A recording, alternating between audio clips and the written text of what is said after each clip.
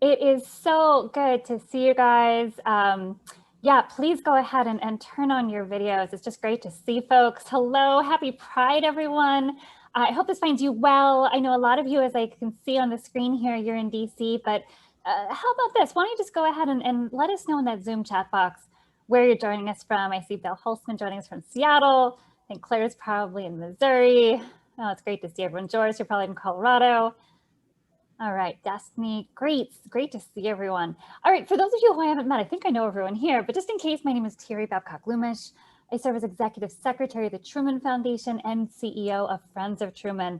Just as a reminder, Friends is the nonprofit partner of the Truman Foundation, and the Truman Foundation is America's living memorial to our 33rd president, as well as our national monument to public service. In President Biden's recent Pride Month proclamation, he called this both a jubilant communal celebration of visibility and a personal celebration of self-worth and dignity. Very, very well put.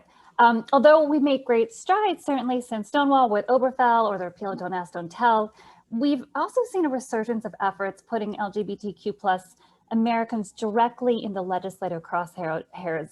This has been in healthcare, education, sports, and certainly other places as well. At the same time, we also see more LGBTQ folks elected, including a newly nominated, just as of yesterday, new Truman Foundation trustee, Long Beach, California Mayor Robert Garcia, which we're thrilled about. So we have seen more LGBTQ folks elected or appointed on local, state, and federal levels, due in no small part to the work of the LGBTQ Victory Fund and Institute. So today, we are pleased to bring you a conversation exploring why representation matters and the future of LGBTQ plus leadership and justice alike. So let me tell you who we have, and it's so exciting to see these gentlemen in a Zoom box together. This is the first time we've had people vaccinated and in person together, so this is very exciting for us. Reuben Gonzalez serves as the executive director of the LGBTQ Victory Institute, dedicated to achieving full equality by building, supporting, and advancing a diverse network of public leaders. Prior to joining Victory in 2016, he served as the VP of Philanthropy for the Congressional Hispanic Caucus Institute and comes to his work with a couple decades of nonprofit and movement experience. So we're just thrilled to have Reuben with us. Joining him in conversation is our very own Director of Development and Community Outreach. You all know Mr. Tyler Hatch. Tyler's worked in development for over a decade across progressive orgs and previously worked alongside Mr. Gonzalez at Victory. So, Tyler, really appreciate you convening today's conversation and all you do for a very special Truman community. Let me turn it over to you. Thank you so much. Hi, everyone. As Dr. BL mentioned, my name is Tyler, and we're thrilled to be in person today with my good friend and former colleague, Ruben. We haven't done a Zoom event in person before, so if we end up talking like this or we look to camera, you know, it's just a learning process for us both, but we're very excited to be in this post-vaccinated world. So starting off, Ruben, could you just tell folks a little bit about who you are? You are one of my favorite people in DC, and so I'd love for folks to get to know the you behind the you. Well, thank you so much for having me, Tyler and Dr. BL. This is a thrill to be here to celebrate Pride Month with you all. My name is Reuben Gonzalez. I'm the executive director here. I use he, him pronouns.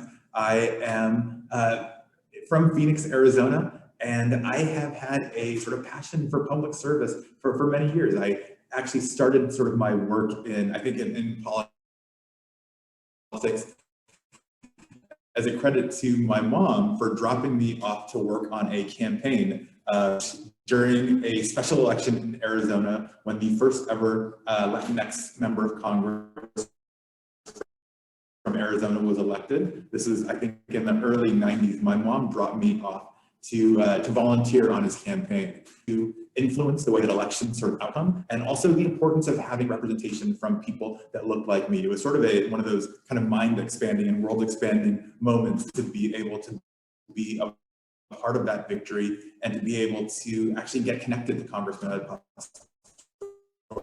and see what it meant for our community that was predominantly Latino to have a Latino member of Congress working for us. So then I'm 8th grade, but since then I've done a lot of political work, worked on campaigns in nonprofit organizations, and had the pleasure of being able to work on behalf of the Black community, but all kind of in the service of public leadership and kind of expanding opportunities for community. When you mentioned representation, what does that mean to you, especially when we're speaking about in the political sphere? Acknowledgement that there are some levels of a pipeline of LGBTQ leaders, and we acknowledge that that can look very different when you're 18 versus when you're 80.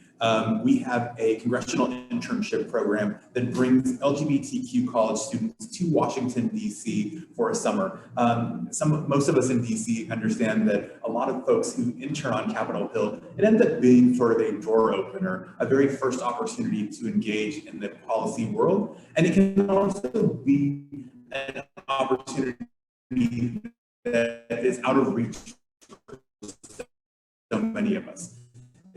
If your families were not politically connected, if your families weren't donors, if your families don't have the resources bring to Washington, D.C., sort of that door opening experience is available to LGBT background, sort of opportunity press upon young people, the power sparks in them and in leadership and policy making throughout their entire lives. We do that. We also help people run for office. We identify people that should run, and we also help people with appointments. Hopefully we'll be able to talk about Victory's presidential appointments work in this conversation. We're working closely with the current administration to ensure that LGBTQ people are well represented across the federal government, and why that's so important.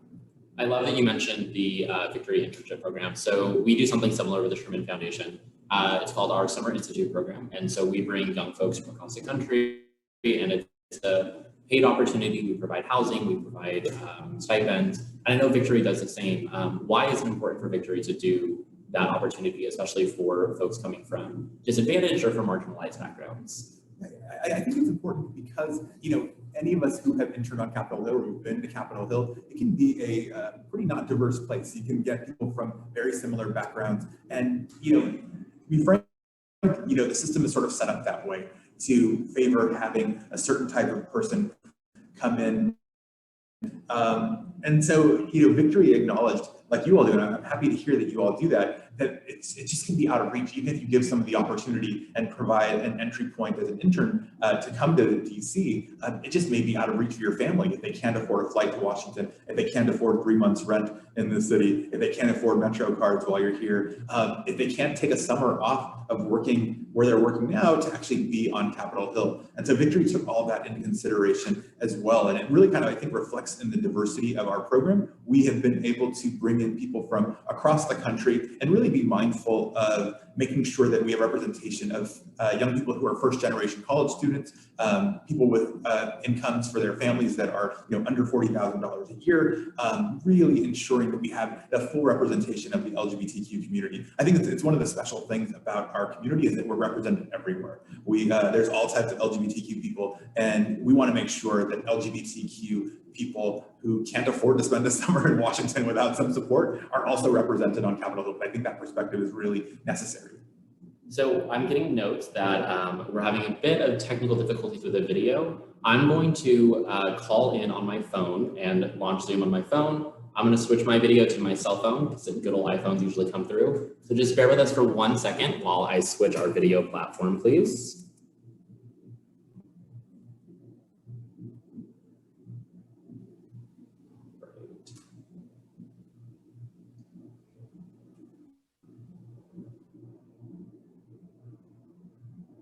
Sorry for this, guys. Everyone, I am just logging in now. Absolutely no apologies necessary. We really appreciate your adapting, and it's nothing the Truman Foundation and we're friends of Truman can't handle.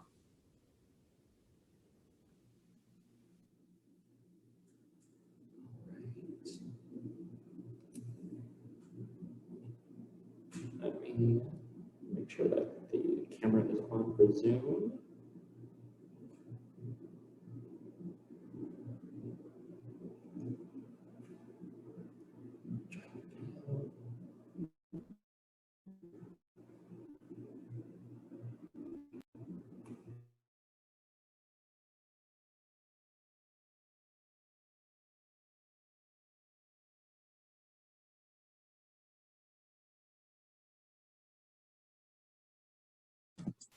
All right.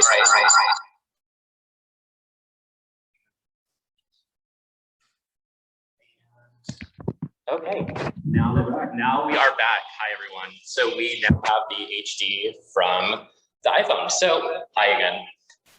Let's go back a little bit. Where did the idea for the Victory Institute come from? We know that a lot of organizations back when Victory was founded were focused on working with allies or working on normalizing, quote unquote, LGBT people in the media, like organizations like GLAAD. So why was Victory founded? So Victory was actually founded 30 years ago.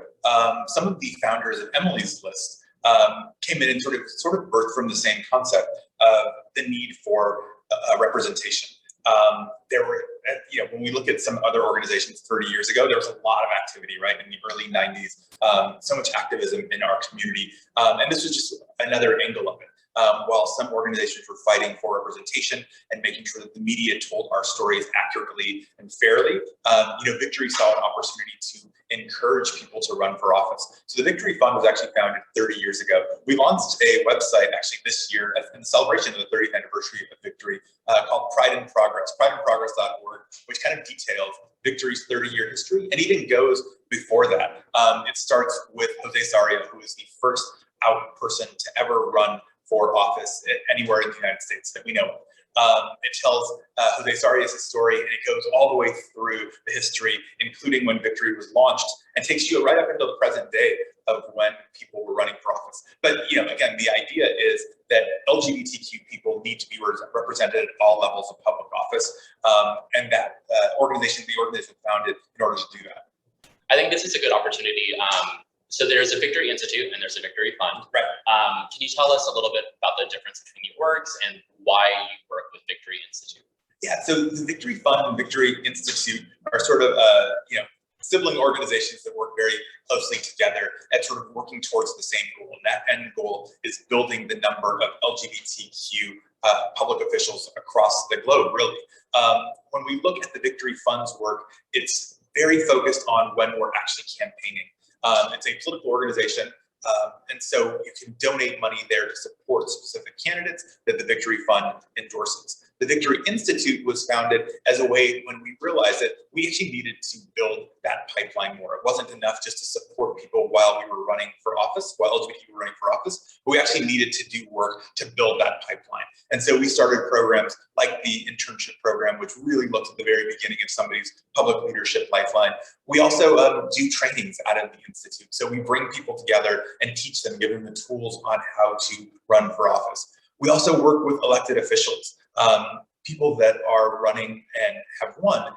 We have a network now of about 1,000 elected officials. And so Victory works as a convener to bring those folks together, realizing the importance of kind of having them in the same room together, what they can learn from each other and what they can do together. And so Victory Institute takes all of that from a nonpartisan angle, it's non-political, but really kind of looks at sort of the long-term development of that pipeline of people as they're really beginning to aspire to run for office. Training them when they sort of have that inkling of, yes, I want to do this, and then actually supporting them when they're actively in office to make sure that they're doing well by our community. The mission of the organizations is to fight for LGBTQ equality. It isn't just to sort of get to a number of LGBTQ elected or appointed officials, but it's really in the service of advancing LGBTQ equality. So we need to make sure that if we're electing LGBTQ people, they're actually advocating for LGBTQ equality when they're in that space. So for you all, if someone identifies within the LGBTQ community, but they don't advocate on behalf of the LGBTQ community, do you guys work with them, or do you guys endorse, or would a Victory Fund endorse them? Yeah, so I'm happy to say that I work on the Institute, so I'm gonna have to make that decision. That can be a tough one, right? How do you decide who isn't advocating for the LGBTQ community and who is? If you want to be specific, Caitlyn Jenner is running for governor in California. There's a lot of conversation of how serious Caitlyn Jenner's campaign actually is and whether it's just around publicity or if Caitlyn Jenner actually has a solid sort of campaign plan. Victory has not trained her, and so I can't speak to sort of her background or sort of what she's trying to do or what her strategy is for winning this election. But Caitlyn Jenner also came out recently and talked about trans kids playing sports and how she does not support trans kids playing sports. This is something that we're seeing across the country, anti-trans legislation. In our books, in Victory Fund's book, that is not being an advocate for the LGBTQ community. And so by our standards, we cannot sort of endorse Caitlyn Jenner's run because we don't see her as an advocate for LGBTQ equality in that way. You know, it's challenging, but there are unfortunately some examples of LGBTQ people who aren't advocating for our full community. No, and I think that's a really important thing for us to discuss is we are such a diverse community. I identify as gay, so when I say we, both Ruben and I self-identify as part of the community, but we are such a complex community coming from different backgrounds and different experiences, different sexualities, orientations, different ways that we view ourselves or that we label ourselves.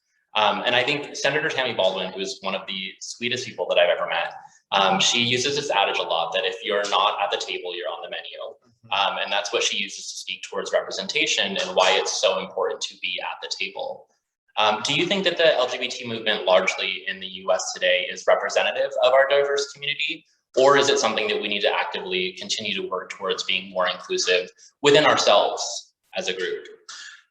Absolutely. When and again, I'll plug this website probably a couple of times. I think it's a really neat tool. It's our Out for America website. But you'll see almost 1,000 elected officials and see where they are across the country. It actually may surprise you the places where we've been able to elect out LGBTQ people. There is a trans woman named Rosemary Ketchum. She was elected in Wheeling, West Virginia. Probably not the first place that comes to mind when we think about where are we going to elect a trans city council member. Probably not many of us would say, hey, West Virginia is probably where it's going to happen. But it happened, and it's true.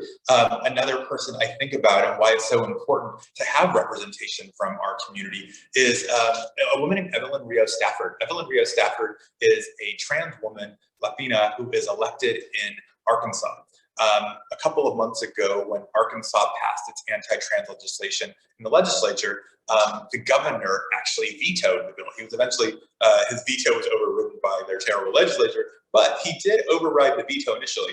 When the governor was trying to make the decision on how he was going to act on it, he actually had a meeting with Evelyn Rios Stafford. She isn't a legislator, she's actually a justice of the peace, but an openly trans person, and the only trans elected official in Arkansas. He brought her into his office. She was able to speak on behalf of the community. And I think that adage from Tammy Baldwin sort of is embodied in that kind of conversation, right? She was actually able to be at that table because of her role. She was elected. He saw her in a position of respect, was able to bring her perspective in, and it ultimately influenced him to veto that horrible legislation. You know, I think it's a really kind of solid example of why it's important to have those perspectives. You know, allies are valuable. And we need to gain as many allies as we can, but there is just no replacement for having a person who's out in LGBTQ with that lived experience and being able to represent our stories in those rooms with decision makers and being at the decision-making table ourselves. Yeah, I couldn't agree more, especially when we're looking at local politics and working on that local and state level. I think that couldn't be any more true. And I think that dovetails nicely into where we are today. This has been a record-breaking year, and not in a great way, for the number of anti-LGBTQ pieces of legislation that state legislatures have either passed, as you mentioned in Arkansas, or that they failed to pass, but they are considering or reconsidering. At last count, we had more than 250, and we're only 6 months into the year. Why do you think that we're seeing such an uptick in the number of pieces of legislation that are targeting LGBTQ lives? Right. So one thing I think is important to sort of name for our community, because I think this is an opportunity for all of us who are LGBTQ to be allies, especially as a gay man, you know, have a responsibility and an opportunity to be an ally to the trans community. That, you know, most of these bills that are anti-LGBTQ are anti-trans. Our opponents have figured out that the trans issue is something that a lot of folks don't understand. You know, over the last 25 years, and those of us who have been out, or those of us who been allies to the community, can probably detail and talk about, the first time when Ellen came out, and the first time that we saw Will and Grace, and the first wedding we went to, or the first time a person in our family came out to us. The reality is that most of us in the United States and increasingly across the globe know somebody who's LGBT, know somebody who's gay or lesbian, unfortunately. That may not be true for the trans experience or the non-binary experience or the bisexual experience. We just don't know those folks. And so it's easier to build up on those fears and play on those fears. And unfortunately, our opponents, I think, have done a really good job of figuring out what is that issue that is going to play into people's fears, play into their misunderstandings, and give them a reason to vote against the LGBTQ community. At this point in our history, I don't think that we could pass in most states an anti-marriage equality bill that attacks gays and lesbians from getting married to somebody of the same sex. But unfortunately, at this point in our history, there are a lot of folks who don't understand the trans experience. And they've done a great job of figuring out, if we paint this as an issue of your kid is going to have to play a sport with somebody who's transgender, who's not of the same gender as them, it's going to be an unfair advantage for that person, or they're going to have to be in the shower for them. It makes people uncomfortable. It makes them confused, and they just don't understand it. And so what we've seen is an inordinate amount of time spent in state legislatures across the country to deal with the handful of trans, sort of athletes. And we're talking about kids here, where we know that for LGBTQ young people to be a part of a team, to feel accepted, to have that kind of team experience is life-changing for them. So it makes me kind of furious to know that the opponents of LGBTQ equality have picked out this type of strategy that targets the most vulnerable in the LGBTQ community, and has sort of figured that as a way to gain people on their side and get them to vote for anti-LGBTQ causes, or to get them to vote in people because it's going to protect them. It plays on fears, it plays on misunderstandings, and it's pretty ugly and infuriating. I couldn't agree more. It's horrific to watch, but it is heartening to see examples such as in Arkansas, where representation has played a role in trying to push back. Obviously, legislation was adopted, but we are seeing a little bit of progress on that representation front. I do want to ask a little bit about the importance of visibility. And specifically, let's go on the subject of trans visibility. So we all know that during this administration, President Biden was able to confirm our first ever Senate-confirmed trans individual to office, or to a position, and it was at the Department of Health and Human Services. And it was Dr. Rachel Levine, who I have always really enjoyed and have enjoyed seeing her out of Pennsylvania. Could you tell us a little bit about Dr. Levine and her journey with victory over the years? Yeah, absolutely. It makes me so happy to talk about Dr. Levine. I'm so proud of Victory's role in supporting her. Dr. Levine served as the Surgeon General and then as the Secretary of Health for the state of Pennsylvania over the last 8 years. She was actually voted in unanimously by the Pennsylvania legislature. And Pennsylvania is does not have a progressive sort of legislature. So she was able to get votes from both sides of the aisle because of how eminently qualified she was. It's a real kind of, while I'm very excited about it, one of the challenging things you see is when you look at the vote, who voted to confirm. It made history. There's never been a trans person to go in front of the Senate and seek confirmation. That broke a ceiling for our community that is significant and should be celebrated. It is upsetting to see the number of people that voted against Dr. Rachel Levine. And it sort of goes to show just how overly qualified you have to be. Dr. Levine was educated at Harvard, was at Tulane, has been a Surgeon General, has been a Secretary of Health. You can't really sort of build up more qualifications. To be honest, I think she's qualified to be the Secretary of Health. She arguably has more health experience than Secretary Becerra, who she's now working under. But it goes to show you that there's a road for us to climb, and that LGBTQ people sometimes have to be sort of overly qualified in order to prove our fit for a job. We were very proud to stand by Dr. Levine. She did an exceptional job in Pennsylvania during her hearing, and she's doing great already on behalf of our country. So really proud of her. She's also just a really nice person. She's just really great. It's been really great to see her work and her outreach specifically towards the trans community over the last few months. I think having that type of representation and having someone in the halls of power that can say, look, I can see what your state legislatures are trying to do to you, but you matter. We didn't have something like that in the previous administration, and so it's been really nice to see. Yeah, there's an interesting thing, like a dynamic for FIRST. Victory had a slogan maybe 2 years ago. We talked about making historic FIRST history, but we spend a lot of time thinking about the first in any category.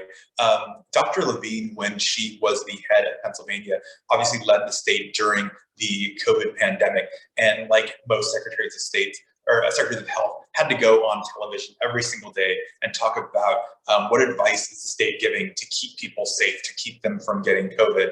Every day when she'd go on television, she was mocked for her appearance. The people on the right talked about what she looked like, talked about what she was wearing. They made fun of her. I could not imagine having to do my job, a job that was so serious, it literally saving lives, and to be mocked for your appearance while you're doing that.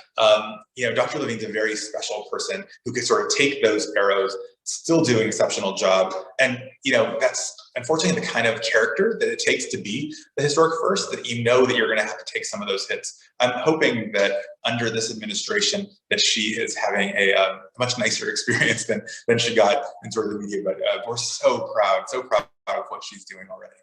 I assume she's in a much better place in terms of positive work environment, given the admin. I want to talk about some other firsts with this administration. We have more folks that are appointed or that have been confirmed than ever before that are LGBTQ. But let's talk about one that we're all very familiar with. So we first had Mayor Pete, who is now Secretary Pete. And I know that Victory Institute and Fund have really worked with the secretary over the years. Can you tell us a little bit about why it's so historic to have him in the cabinet, and what it means to have an out gay man in that role? Yeah, well, there's never been, before Secretary Mayor Pete, there's never been an out Senate confirmed cabinet member who's in a permanent role. President Trump did bring somebody in, but they were never Senate confirmed. So this is a historic first for our community. Pete Buttigieg, I think, surprised pleasantly a lot of folks in how he ran his campaign. I think he proved himself to be an excellent communicator, somebody who could speak to sort of both sides and give people sort of a common sense approach, and things that sort of, in a time that was so politicized and where people were drawn to both sides, I think Pete Buttigieg was able to show, all right, using logic, using sort of good communication, we can actually bring people together. We can actually have conversations that do appeal to both sides of the aisle right now and both sort of ends of the extreme. So I think that's where Secretary Buttigieg's, some of his real talents is in that communication. When we look at sort of the infrastructure bill and watching him on, Fox News and CNBC and some of the financial places where it is a little bit more of a conservative lean, to hear him talk about the importance of infrastructure in a way, I think he is sort of a unique person that can speak to both sides, and in such a times where we're divided, I think he can bridge that divide. I couldn't agree more. Something that I found really interesting about his run for president is that the fact that he was a gay man and a married gay man almost was a non-issue, both for conservative outlets and then for non-conservative outlets. Why do you think that was, and what do you think that says about the state of affairs that we were able to have, albeit a white gay man running, but it wasn't something that targeted a lot of vitriol? Right. Well, I think one is sort of what I talked about with Dr. Levine, that you have to be really qualified and really good. Pete Buttigieg is a great campaigner. He is a fantastic communicator, and his story is pretty heartwarming. Watching him and his husband on screen together or in social media, it's hard to hate on it. When you look at the numbers across the country of the people, both Republicans and Democrats, and how they feel about marriage equality, there's just a lot more acceptance around marriage equality. And Pete and Chasten and their love story, I think it's pretty universally kind of safe to be able to enjoy and sort of experience together. So in a lot of ways, he became someone that most of the country can say, hey, I know this gay married couple, they're really sweet, they're nice. One's a teacher, the other one's running for office. It's a great story to tell. So in some ways, we also talk about this for historic first. Being non-threatening actually helps you when you're sort of a historic first. When you look at President Obama being the first Black president, when we look at his story, his upbringing, being raised in Hawaii, sort of having white grandparents that had a real significant role in his upbringing, you know, that appeal, I think, made him safe in a lot of ways. And I don't want to go too far into that, but I think in the same way, Secretary Buttigieg was able to really be appealing to folks, and it hit at a time when people were open to supporting an LGBTQ person. And maybe, you know, maybe 4 years ago it would have hit differently, but those things kind of came together. People's acceptance with having sort of the right package of a candidate. Sure. I want to shift gears a little bit. You spoke a little bit about the role of allies in LGBTQ equality and just our general movement.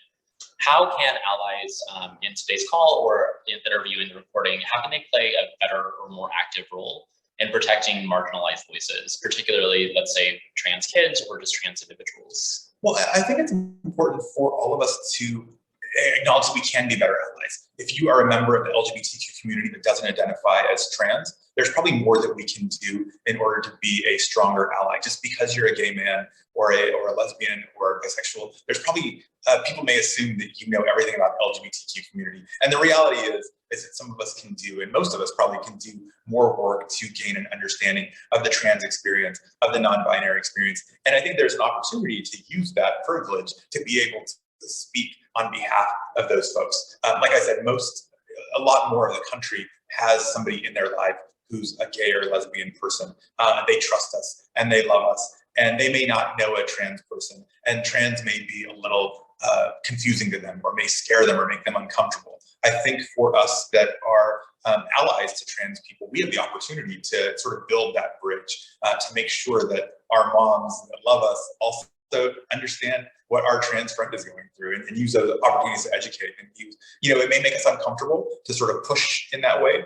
You know, I've had a couple of conversations, and it's always a little disheartening when to talk to a gay man about why they don't understand pronouns, or why they think it's extra that people are asking to use these pronouns right now, or why that's annoying for people, or why that's going to push us too far. But I do think that as allies, we can have that opportunity to push back and explain to them, this is why pronouns are important. And so, you know, that takes educating ourselves, and it takes making ourselves uncomfortable sometimes, and being able to make them uncomfortable also in the process of learning. I think the process of learning is a really good phrase. It's something that we should all be challenging ourselves. I know that working with Victory, it was great because I got to meet so many folks from different walks of life that I would have never met, and so many identities that I would have never, that I had interactive coming from a small town in Idaho. So it's really fantastic to hear that even for you and even for the folks that you're working with, it should be a journey, and it should be something that we're actively working towards at all times. Yeah, absolutely. I like actually reflecting on sort of my journey as an ally. You know, I got my sort of professional kind of political career working on a campaign, the No on Prop 22 campaign, because I'm an old gay, in 2000, fighting for marriage equality in California. We did an organizing event and actually had a group of trans people that were going to come door knock with us. In 2000, it was the first time I'd ever sort of worked professionally with trans people. I didn't have trans friends. There weren't a lot of trans people in my life. And it sort of made me pause, and it made me question, okay, how are we going to send trans people going door to door to talk about marriage equality? What's that going to do? How are they going to be received? Are they going to be safe? How do I prepare them for to do this safely, to do this effectively, and to convince people at the door? You know, it sort of started me on my road to being a better ally, actually having those conversations with folks about feeling safe, about doing it effectively, about their experiences of working at the door and sort of what they go through, how that was different for me knocking on a door versus them knocking on a door, and what their experience was. You know, it kind of made me push myself to be a better organizer, but it did take work. It took a lot of conversations. It took a lot of listening. It took making myself uncomfortable in order to get there. But I'm proud of sort of path I've taken to, I think, hopefully be a better ally in the community. I think something that you hit on really well is that to be a good ally, it's to recognize intersectionality, and it's to not only just embrace, but it's to really champion the fact that so many of us have varying identities that are at times competing, but they all live alongside of each other within ourselves. So it's good to hear. I'm not going to call you an elder gay like you did, but it's really good to hear that.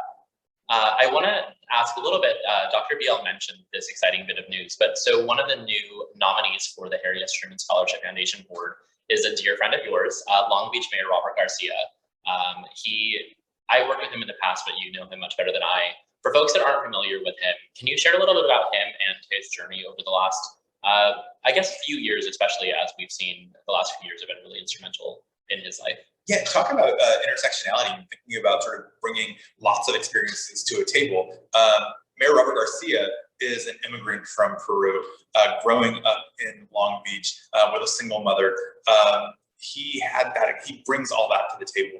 When he ran, and he is very well educated, very well trained, ran for mayor in Long Beach, and it's done, I think, a really kind of outstanding job there. He's had a tragedy in the last year, and that his mother and his stepfather both passed away from COVID. And I've had a chance to have a conversation with him because Long Beach was one of the cities that did the best in terms of vaccinating their residents early. I think I read recently that 99% of people over 60 in Long Beach are vaccinated, and well over 70% of adults in Long Beach are vaccinated. And I actually had a chance when I was in California to see one of his vaccination sites. I was just impressed by what they did. This is a logistics sort of mechanism, right? Bringing people together, all the types of agencies and fire departments and health professionals and all those things you need to sort of bring together to make an effective vaccination site. Long Beach is a pretty big city in California, and so to do it across your population and dealing with all the questions, it's a very diverse city as well. So we start thinking about sort of vaccine resistance and how do we sell this message to folks that are diverse, and what kind of messaging is needed for that. We can really look to Robert Garcia as an example of how to get it done. I was proud that he was featured in the New York Times and on CNN because he did such a job. But it also speaks to him bringing together that experience. He talks about it was a healing thing for him, knowing how personally COVID impacted his family. To be able to do this in Long Beach for his city, I think is really inspiring and speaks to the power of public leadership and the power of bringing sort of our full selves to inform how we do the work. I think the Scholarship Foundation is really lucky to have him joining the board. So for folks that aren't familiar, I encourage you to read up on him. He is a huge inspiration to me and to Ruben. And so we are so thrilled to have seen that news this week. He's also super nice. Yes. He's just a really, such a warm person. Really nice guy. I think you all are lucky to have him and lucky to have you all. And it's going to be, I hope you all get a chance to get to know him and get to work with him directly.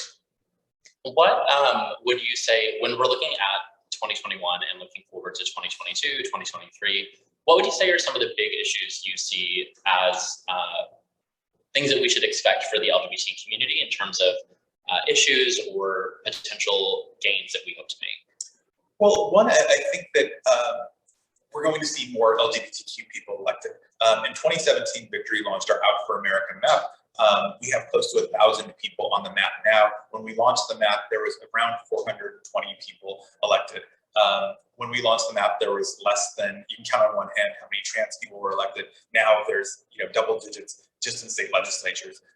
So I think we're going to continue to see a growth of LGBTQ people elected across the country and elected in places where you may not expect. We have an incredible trans woman running for city council in New Orleans. She would be the first trans person ever elected in the state of Louisiana. There's a lot of history makers that are running right now. So I'm hoping that in 2021, even though it's sort of an off-year election, there are some states and some municipalities holding elections. We're going to be able to continue to make history and continue to grow the number of LGBTQ people across the country. And it's needed. We're going to see more and more anti-trans legislation coming at us from the states. And so the more people we have to fight back, the better on this. I think that our opposition has seen that this works, unfortunately, in a lot of places. And until we start hitting back and winning and getting them to see that this is actually a losing strategy for the long term, we're going to see them go back to this well. We saw this with marriage equality in the 90s, that they passed in state after state after state, passed anti-marriage equality legislation, amended their constitutions, and all those things because they saw it as a hook that would get anti-LGBTQ people out to vote. And so I think we're going to see, unfortunately, more of that happening. And so we've got to have more representation in cities and states to help us kind of battle back against those things. How can we help identify folks that could potentially run for office or that might be good fits to bring that voice that we haven't heard traditionally? Yeah, so right now, I've said a couple of times that there's 1,000 people now that are in elected office across the country, and that's more than we've ever had, obviously, in the history of our country, which is very exciting. It's also less than 1% of all of the total positions that are elected in the country. In actuality, for us to get to proportional representation across elected positions, we would need to elect about 28,000 more people into office. And so we need everybody to run for office. And, I mentioned Evelyn Rio Stafford as sort of a justice of the peace, but it's, our opposition does a really good job in building a bench. They see the importance and the value of running somebody for a school board seat or for a justice of the peace seat, or for those things that, we sometimes get too focused on Congress and on the presidency and on the Senate, but building that bench of folks. And so, I urge folks who have even an inkling of curiosity of running for office to explore that. We actually have some great resources on our website. There's sort of an introductory video that we did with some of our all-star elected officials from across the country that takes you through some of the questions you should ask yourself as you think about running for office. And again, when you're thinking about running for office, don't think about just having to raise millions of dollars and running for Congress, but it could look like raising, hundreds of dollars and running for your neighborhood council. There's so many seats here in DC. We had a big growth in the number of ANC representatives that are openly LGBTQ, and it's been pretty exciting. You'd be surprised how often sort of LGBTQ issues even come up at that level. I have some friends that have been elected in ANC positions, and they've been able to weigh in on, spaces for LGBTQ people, whether it's a bar or it's a community center, or sort of urging the community to kind of consider and sort of help things move forward. There's an opportunity to even create change at the hyper local level as well. So consider that. We also all have friends. We have that friend in our life who's really well spoken and they know a lot about issues, and you think, I'd vote for them, right? So tell them to run for office. Direct them to the Victory website. You can also just send them directly to me and my team. We're always happy to talk with somebody. We do trainings a few times a year. We're also going to be doing more virtual trainings. And sort of one of the silver linings of the last 18 months is we figured out how do we do these trainings effectively online as well, so people don't have to come to us, but we can do them virtually. And so there's lots of opportunities to give people those resources in order to be successful in running for office. And so definitely think about that as well. So knowing one of those people that is well spoken and that is well connected and knows the issues, when are you running for office? I think that people should run for a place that they love, and I love Washington D.C. But I've been here 12 years, but I don't know if I see myself in Washington D.C. forever, and so it's sort of the thing that holds me back from running for office here. Is that I don't know if I see myself in D.C. for 20 years, and I would hate to be one of those people that does something and leaves, but maybe one day. Phoenix would be happy to have you. Yeah. We're both from Arizona. So. Yeah. So before we launch into the Q&A, thank you all for submitting your questions. And if you have additional questions, please do put them in the chat box. Before we launch into that Q&A, I just want to do a quick little round of this or that Pride edition, since it is Pride Month. So starting off, RuPaul's Drag Race, US or UK? Oh God. Right now, UK. Madonna or Cher? Madonna. Madonna or Kylie Minogue? Madonna. Madonna or Dua Lipa? Madonna. I'm a Madonna gay. It's actually one of my go-to sort of icebreaker questions when I meet LGBTQ people is imagining ourselves sort of in a war and we all have to fight on behalf of a diva. Sort of which one would you fight on behalf of? You had to actually end friendships over a civil war of the LGBT community on behalf of divas. Who would it be? And mine is decidedly Madonna. So the only one that would give me a challenge would be Madonna versus Beyonce. I was going to ask that next. Yeah. We don't have to make you decide there. I can't answer that. I understand. So we'll now turn to some questions from the audience. The first question is, how do you stay motivated and how do you work with folks motivated personally and professionally? And how do you work with folks as they might become discouraged as they run for office, they're not successful, or it's an arduous process? Yeah, that's a great question. One of the things that I think about a lot as an organizer, as somebody who's a trainer, even as fundraisers, one of our jobs is to inspire people to do something, right? When we talk about self-care, sometimes people are dismissive about the idea of self-care and think like, oh, it's just a way to sort of take a break. But I believe that self-care actually helps us do our jobs better. If I'm drained mentally and physically and emotionally from this work, I'm not going to be a very good trainer. I'm not going to be a very good organizer. I'm not going to be a very good fundraiser. I'm not going to inspire many people to do anything. And so staying attuned to sort of what keeps you sort of at your peak, I think is really important. So thinking about that self-care as sort of part of your job. What do I need to do in order to kind of keep myself in tip-top shape so I can keep inspiring people? For me, that's spending time with my dog. That is spending time on the Peloton. That's spending time with friends. I'm an extrovert, and I actually get like supercharged from just talking with people. I also, I feel blessed to be able to do this work and be around people that inspire me, people that I think are courageous, that are doing the right thing for the right reasons, and that are taking a stand. So that also inspires me as well. Do you have any reading recommendations for folks that are allies that want to become better versed on LGBT identities, on issues, et cetera? Honestly, like I was talking about this earlier. Even I don't know if I have a reading recommendation. There's probably some great articles, and I wish I could sound smarter right now and come in with a book title or an article off the top of my head. I'll send something to Tyler. Nothing's jumping to mind. One of the things that I have been thinking about is just sort of who do we spend our time with. There was I think a fittingly appropriate sort of critique of LGBTQ culture last year. At the time of the Black Lives Matter movement, we talked about, Black Lives Matter, and it was also gays at brunch, and it was like a picture of gays having brunch with people that only look like themselves. So in addition to reading, I will send some resources that way. I would also encourage you to take a look around your dinner table, take a look around your brunch table, take a look around your lunchroom table at work. If everyone looks like you, push yourself. There's probably a good opportunity to actually like learn something from somebody, and so push yourself outside of that zone. And if there's, if your table looks exactly like you, ask yourself why. Is it something that you all are doing? Is there a barrier that you're creating to having people come in? Is it just sort of lack of relationships? But I think that you're also going to grow as an ally. But I actually like listening to someone and hearing their story as well. I couldn't agree more. There's a question from the audience. We talked a lot about Victory's work domestically, and you mentioned that there's international work as well. What does that international work look like, and what are the goals for your international programs? Yeah, the international work launched about 12 years ago, so it's a little smaller than sort of it's newer for Victory's work in sort of the span of our 30 years, but it looks pretty much like what we're doing in the US.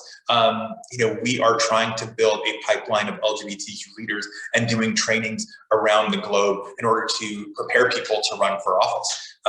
We take into consideration, obviously, in places that we're running, that it can be more dangerous to run. Most of our work is focused in Latin America and the Caribbean because we've seen an impact there and want to sort of grow that space. But we also know that it's dangerous even to be an out person in some of the places that we're working in. And so to be an out person who's also advocating and running for office and probably speaking out against corruption and all of those things can be a really sort of dangerous situation. And so that's, I think, one of the biggest differences on what our trainings look like in the US versus abroad.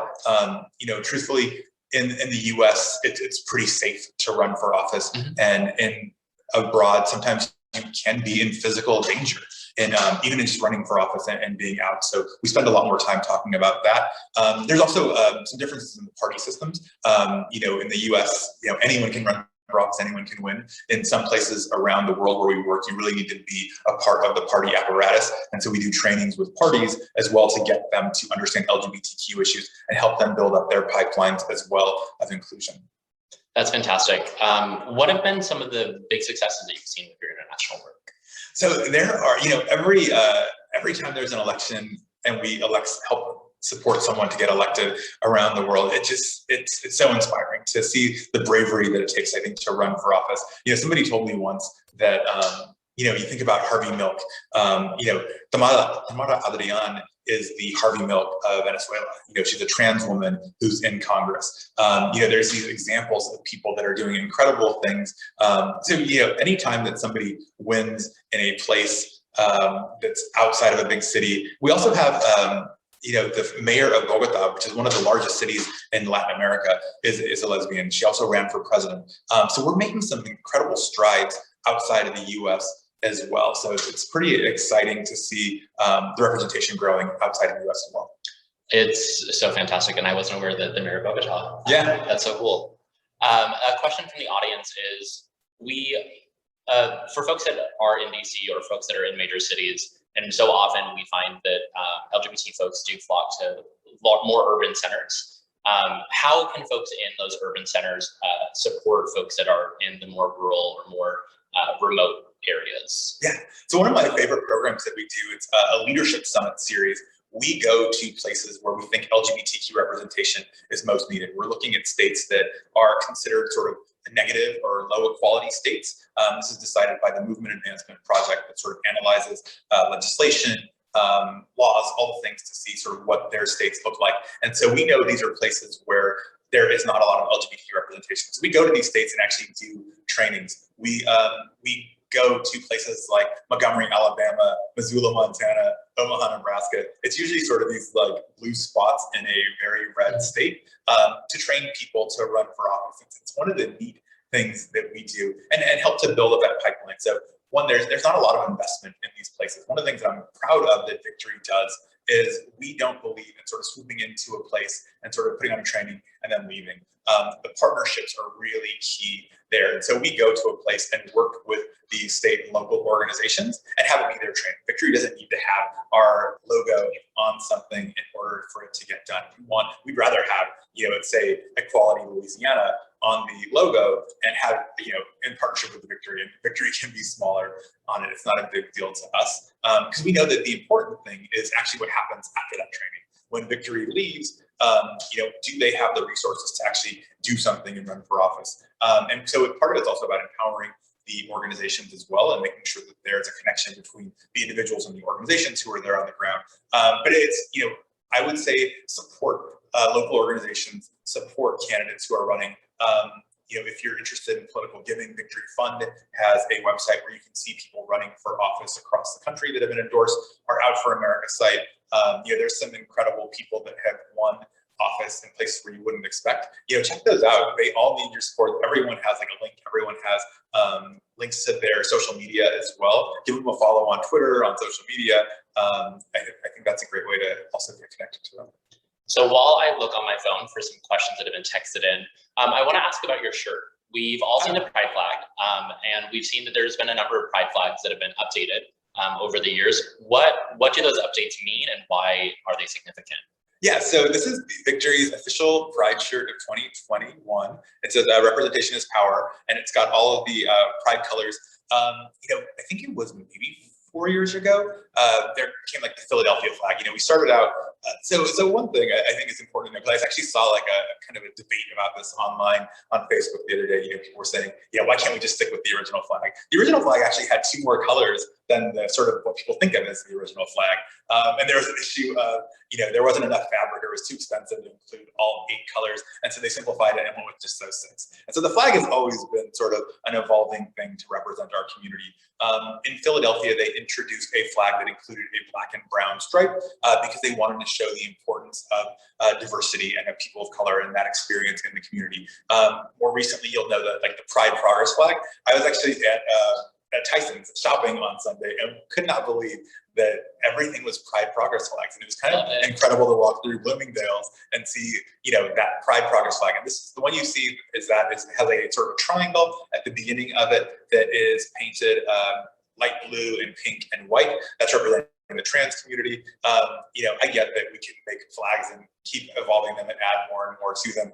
And some traditionalists may feel like we're taking something away, but I love that the flags can evolve and that there's so many flags. I was driving down 14th Street and I can't remember which restaurant it was, but they must have had 6 or 7 flags out there. And they had everything from, the bisexual flag to the polyamory flag. It's great. I think it's a great way to sort of celebrate our community. I don't think it takes anything away from anyone to add more colors to it or to change the design or to switch things up. So I'm all for the flag evolving. So the Victory is one. We wanted to make sure that we, reflected people of color, that we reflected the trans experience. And so we went with this flag that includes the black and brown and the blue, white, and pink stripes as well. I couldn't agree more. I think symbols definitely have a ton of power, and I think the more inclusive that we can be.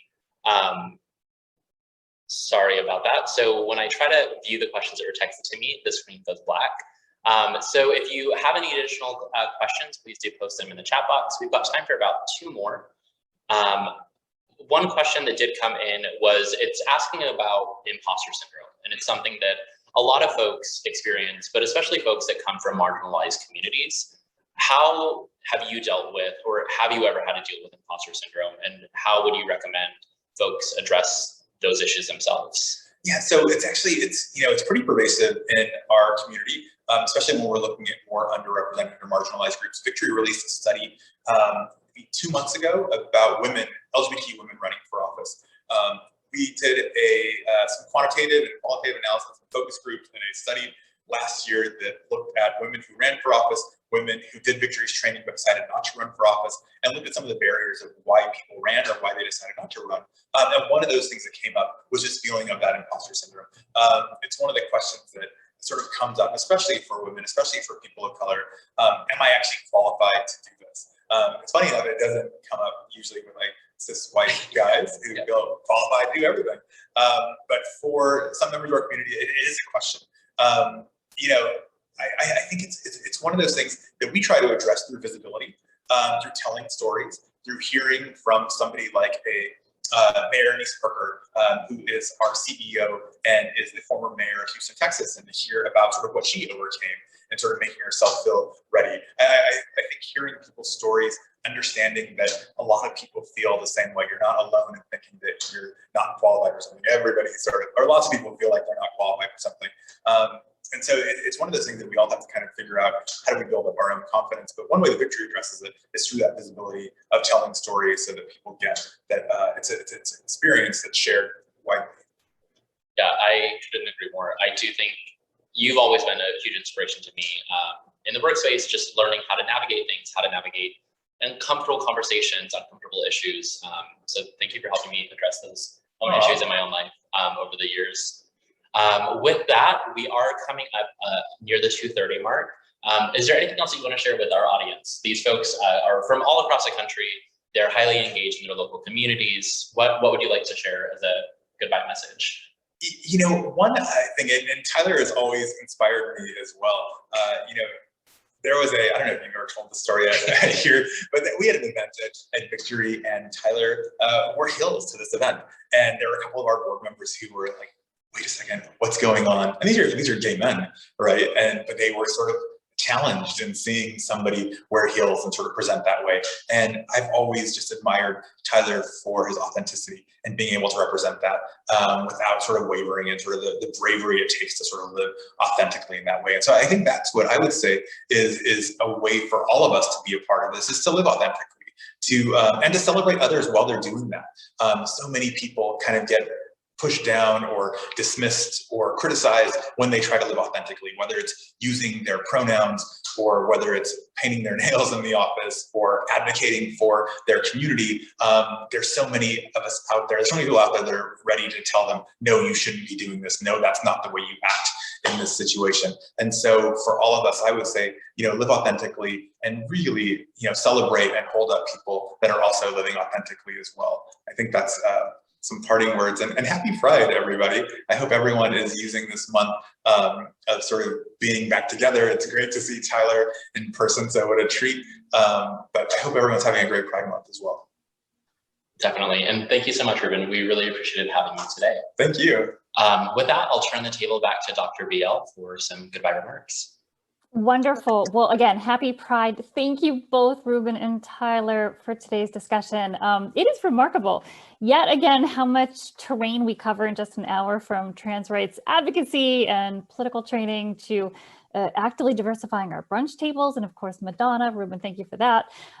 This has been a great conversation, not just for Pride Month, but for all of us year round. So this is the very work so many of our Trumans are actively engaged in. So really appreciate all the work that folks do, moving beyond dialogue to action, not just here in DC, but all across our country and internationally as well. I hope you all have been as inspired by Ruben and Tyler as I feel. So everyone, thanks for joining us. Happy Pride. We look forward to seeing you at future Truman events, be they on Zoom or hopefully in person before too long. With that, thank you, everyone. This concludes today's program. Thank you, everybody.